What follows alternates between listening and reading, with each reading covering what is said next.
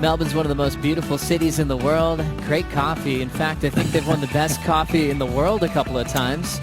But it's you can great shops, great places to eat, and you can easily do that on an off day. It's been all switched on here at Bell's for the heated competition. Getting things started is Jeremy Flores in the matchup with Ace Buchan.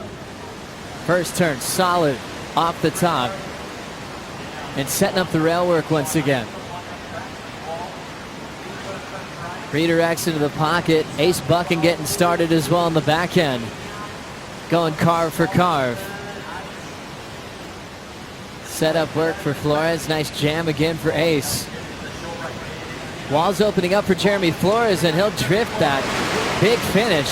Ace Buchan answering back Jeremy on a bit of a smaller wave, but a bit of a longer wave, so offered him a bit more scoring potential. Beautiful opening turn. I like the way he just let those fins slide somewhat. And now doing that fill-in work all the way through the inside. Timing this end bowl, very important, Joe. You've got to connect with it. The judges have been rewarding big points if you do.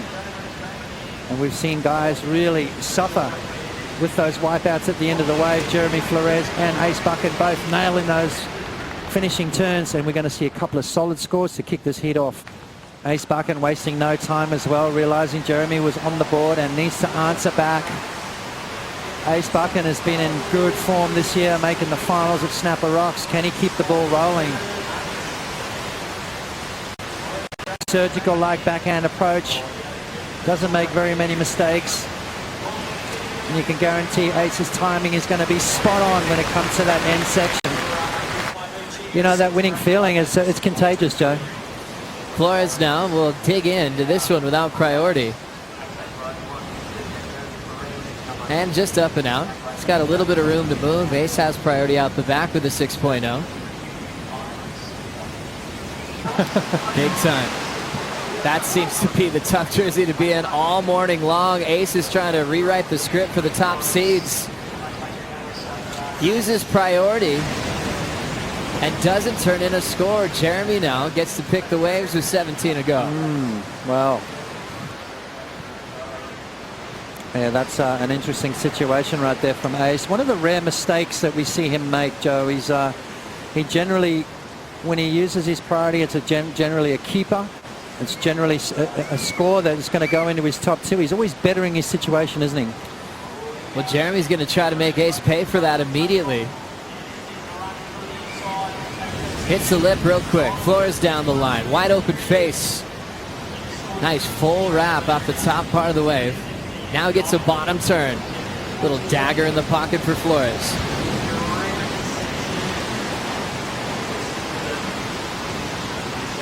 Now back out in front of the open face, will set up a real cool looking layback. And sneaks out. Flores now building his lead. Had the 6-2-3 start. That'll go into his top two with 16 to go. Positivity coming out of his, you know, because he's a guy that wears his heart on his sleeve, and that generally comes into his surfing. So when his head's in a good space, everything else follows. I mean, he's a super talent. He's a top 10 guy all day long. Every now and again he gets a little down on himself, but not this year. He is looking sharp. He's looking smooth. He's got some good boards under his feet. I'm seeing a different Jeremy Flores, and, you know, coming out snapper, and here he's impressing me. I mean, he's finishing his waves off. He's showing confidence. It's almost like he's enjoying his sport again. He's enjoying his job, and I think that goes a long way with Jeremy. The WSL Founders Cup of Surfing presented by Michelob Ultra Pure Gold coming up in early May as we watch Ace Buchan coming off the break, throwing a big backside hack in a big section to answer to Jeremy Flores.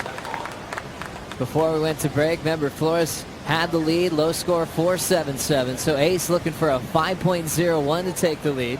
Flores part of Team Europe as we look back on Ace's wave.